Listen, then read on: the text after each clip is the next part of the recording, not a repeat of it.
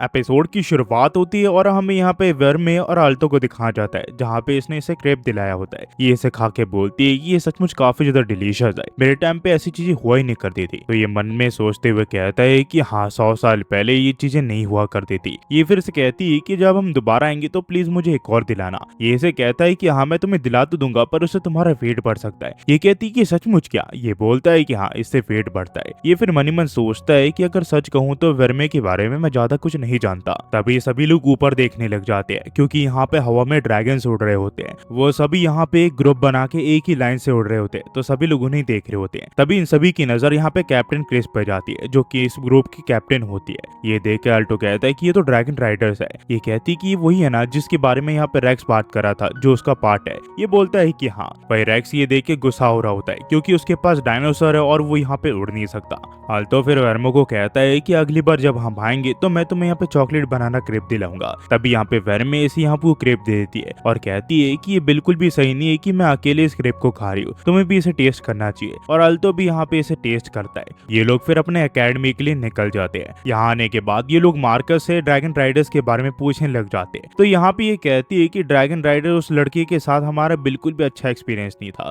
क्योंकि हमने उसका कुछ किया भी नहीं था, पर फिर भी वो हमसे लड़ाई करने आ गया। ये फिर से बताता है कि मुझे नहीं पता कि तुम क्या कह रहे हो, पर कैप्टन क्रिस सचमुच काफी इनक्रेडिबल है, क्योंकि उन्होंने यहाँ पे ड्रैगन राइडर्स को ढूंढा है और वो इस ग्रुप को लीड करती है। पर इतना काफी नहीं है, इसी के साथ वो यहाँ पे स्टूडेंट काउंसिल की हिस्सा है। वो यहाँ पे एक एग्जीक्यूटिव ऑफिसर है। इसके बाद सुन के अल्टो काफी ज्यादा एक्साइटेड हो जाता है और उसकी बातें सुनने लग जाता है। वह लिलिया वर्मे को बताती है कि स्टूडेंट काउंसिल मेंबर जो है वो हमारे एकेडमी के टॉप स्टूडेंट भी है। और जैसा कि अभी मार्कस ने कहा कि हमारे एकेडमी में टोटल 7 गोल्ड स्क्वायर है, और उसमें से 5 जो है वो एग्जीक्यूटिव ऑफिसर है स्टूडेंट काउंसिल के। उन सभी को अलग अलग जगह से चुना गया है, और वो सब यहाँ पे हाई रैंकिंग बॉडीज है एकेडमी की। कहा जाता है कि इवन प्रोफेसर तक उन्हें यहाँ पे छू नहीं सकते। तभी आल्टो बताता है कि स्टूडेंट काउंसिल की प्रेजेंट इवन यहाँ पे प्लेटिनम स्क्वायर भी बनने वाली है। काश ऐसा हो पाता कि उनकी जगह मैं होता। तभी वर्मे यहाँ पे इसके ऊपर अपने बलून्स लगा देती है, जिससे इससे सांस आना बंद हो जाता है। लिलिया इसकी मदद करती है और वर्मे से पूछती कि आखिरकार तुम ये सब कर क्या रही हो। लिली फिर कैरियल से बात करते हुए कहती है कि उसका जरूर से कोई अल्टर मोटिव है। ये ऐसे कहती है कि तुम किस तरह के मोटिव के बारे में बात करी हो। ये सब बताती है कि उसने सिर्फ एक ही हमले से सर्विस को हरा दिया था, इवन गोल्ड स्क्वायर भी ऐसा नहीं कर सकते।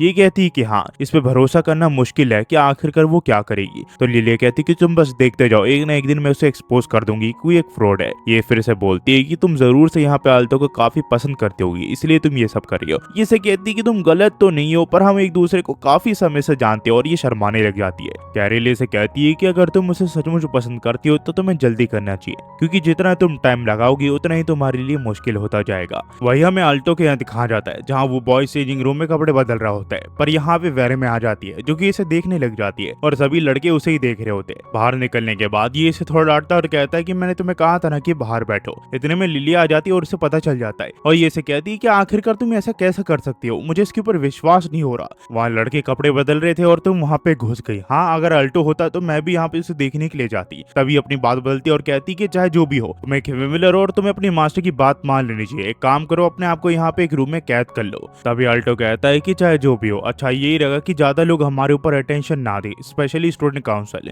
इसकी ये बात सुन के वर्मे से बोलती है कि आखिरकार तुम डर किससे रहे हो, वो पावरफुल स्टूडेंट को मैं यहाँ पे एक ही पंच में हवा में उड़ा दूंगी। तभी यहाँ पे उन्हीं स्टूडेंट काउंसिल का ग्रुप इनके सामने से आ जाता है, और सभी लोग उन्हें यहाँ पे रास्ता दे रहे होते हैं। तो अल्टो भी यहाँ पे इसे साइड में खींच लेता है और इन्हें यहाँ पे जाने का रास्ता देता है। पर जो ड्रैगन राइडर क्रिस होती है वो यहाँ पे वर्मे को नोटिस कर लेती है और सोचती है कि आखिरकार ये औरत हमारे एकेडमी में क्या कर रही है। रात में आल्टो जब नहा रहा होता है तो स्टूडेंट काउंसिल की काफी तारीफ करता है। तभी पीछे से वर्मे आके बोलती है कि हाँ, वो लोग कुछ अलग ही लेवल पे, वो सचमुच काफी ताकतवर थे। इसे ऐसा देख के आल्टो हैरान हो जाता है और पूछता है कि आखिरकार तुम यहाँ पे क्या कर रही हो। ये कहती है कि मास्टर, मैं आपकी फेमिलियर हूँ और मैं आपकी यहाँ पे सेवा करने के लिए आई हूँ। मुझे आपकी ताकत चाहिए ताकि मैं अपने आप को और आपको ताकतवर बना सकूं, और आखिरकार आप मेरे मास्टर हो तो आप मुझे ताकत देने में हिचकिचाओगे नहीं। सीन फिर एक फैक्ट्री के यहाँ पे जाता है, जहाँ पे हम उसी बंदे रेक्स को देखते हैं जिसे यहाँ पे क्रिस मार रही होती है। वो यहाँ पे बहुत बुरी तरह पिटता है। क्रिस को पता चल चुका होता है कि आल्टो से यहाँ पे मैच हार गया और उसके पास फेमिलियर भी नहीं था। यहाँ पे उसका दोस्त से कहता है कि वो एक ड्यूल नहीं था,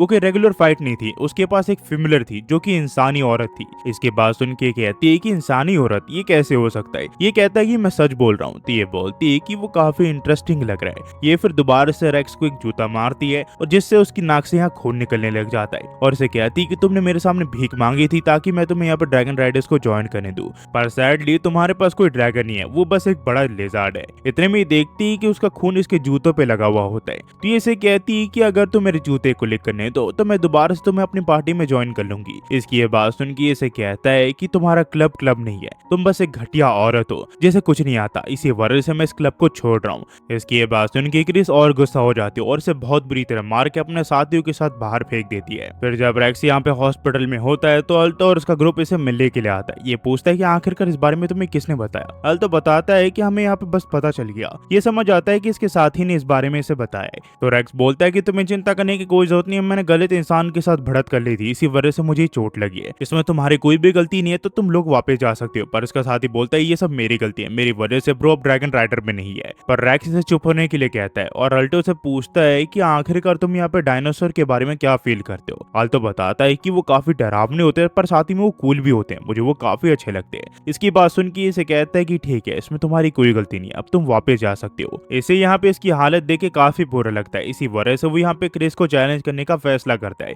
लिलिया उसे समझाती है कि तुम्हें याद नहीं कुछ देर पहले तुम्हें यहाँ पे वर्मे को यहाँ पे बार बार क्या कह रहे थे, तुमने उसकी बात सुनी ना कि तुम्हें किसी के साथ भी लड़ने की कोई जरूरत नहीं है। पर अल्टो सिर्फ इसका शुक्रिया करता है उसके एडवाइस के लिए और खुद वर्मे के साथ क्रिस को चैलेंज करने के लिए ऊपर चले जाता है जहाँ पे क्रिस होती है। क्रिस से बोलती है कि तुम सचमुच यहाँ पे मुझसे लड़ाई कर रहे हो सेकंड ईयर के अल्टो, तुम्हें पता है ना कि तुम यहाँ पे अपने आप को किस सिचुएशन में डाल रहे हो, तुम्हारे पास अभी भी वक्त है, अगर तुम पीछे हट जाओ तो मैं तुम्हें माफ कर दूंगी और यहाँ से जाने दूंगी। पर ये इसे कहता है कि मेरा ऐसा कोई भी इरादा नहीं है। तो ये बोलती है अगर ऐसी बात है तो फिर मैं तुम दोनों की बहुत बुरी तरह मारूंगी और ये अपने यहाँ पे समनिंग शुरू कर देती है, जिससे ये अपने ड्रैगन को यहाँ पे बुला लेती है। इसके ड्रैगन का नाम होता है वेयरविंड और ये लोग लड़ाई के लिए तैयार हो जाते हैं। वो यहाँ पे अल्टो भी वर्मे को किस कर लेता है, जिससे यहाँ पे गोल्डन माना निकलने लग जाता है। ये चीज यहाँ पे क्रिस भी नोटिस करती है कि आखिरकार इसके पास गोल्डन माना कैसी है। अल्टो फिर कहता है कि मैं अपनी पूरी ताकत का यूज करके अब तुम्हारे ऊपर हमला करने वाला हूँ। वही रेक्स का दोस्त यहाँ पे उसे जाके सारी बातें बता देता है कि अल्टो ने यहाँ पे क्रिस को चैलेंज कर दिया है। ये सुन के वो भी हैरान होता है। वहीं पे यहाँ पे जो अल्टो होता है वो यहाँ पे सीधे क्रिस के ऊपर हमला कर देता है, पर उसका हमला यहाँ पे कुछ भी असर नहीं करता क्योंकि वो सिर्फ एक ही हमले से इसके हमले को रोक देती है और उसके बाद एक बड़ा सा हमला इसके ऊपर करती है, जिससे यहाँ पे वर्मे उसे किसी तरह बचा लेती है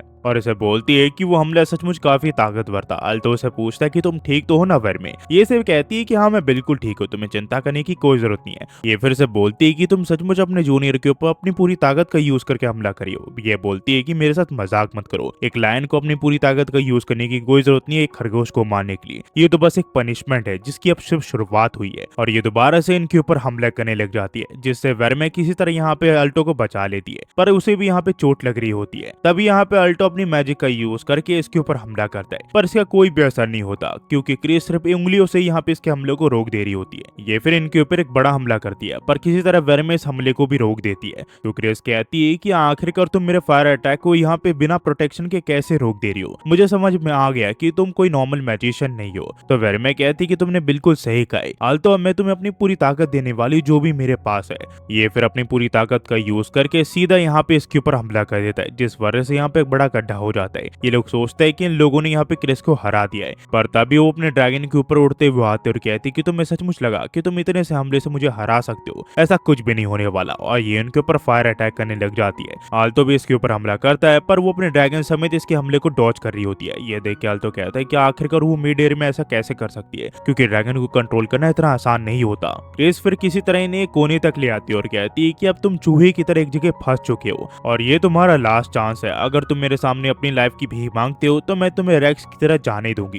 तभी अल्टो पूछता है कि आखिरकार तुम हर किसी को अपने से छोटा क्यों मानती हो। तो क्रिस बताती है कि तुम्हें शायद पता होगा कि हर कोई यहाँ पे ड्रैगन से डरता है, क्योंकि ड्रैगन काफी ताकतवर होते हैं और वो अर्थ के सबसे खतरनाक जीव में से एक है। वो हवा में उड़ सकते हैं और उनके सामने काफी कम जीव है जो टिक पाते हैं। तो ये आसमान मेरा है और जितने भी इंसेक्ट है वो यहाँ पे मुझसे नीचे ही रहेंगे, चाहे वो जो कर ले। वही क्रिस के साथी भी इसकी यहाँ पे लड़ाई को देख रहे होते हैं, जिनका नाम एलन और यूगा होता है। एलन इससे पूछता है कि क्या तुम यहाँ पे आखिर तक इस मैच को नहीं देखना चाहोगे। यहाँ पे ये से कहता है कि नहीं, क्योंकि मुझे पता है कि एंड रिजल्ट क्या है। हमें फिर दोबारा से ड्यूल के यहाँ दिखाया जाता है, जहाँ पे वर्मे को काफी चोट लग रही होती है। तो ये कहता है कि वर्मे 2 मिनट को मैं यहाँ पे शील्ड तैयार कर देता हूँ। ये से कहती है कि नहीं, मैं बिल्कुल ठीक हूँ, तुम बस यहाँ पे अपने माना एक जगह इकट्ठा करो, मैं सिर्फ एक ही हमले से उसे यहाँ पे हराना चाहती हूँ। तभी क्रिस दोबारा से अपने हमले इनके ऊपर शुरू कर देती है और बोलती है कि तुम्हें पता है हर किसी को मैं यहाँ पे अपने से नीचे क्यों मानती हूँ, क्योंकि मैं हवा में उड़ती होती हो और तुम लोग नीचे के कीड़े हो, तुम लोग कमजोर हो और तुम्हारे फेमलर्स भी। पर ये से कहता है कि नहीं, फेमलर्स वो प्रीशियस कंपेनियन होता है जो हर चीज में आपका साथ देता है, तुम गलत हो। ये से कहती है अगर ऐसी बात है तो मुझे हरा के इसे प्रूफ करो।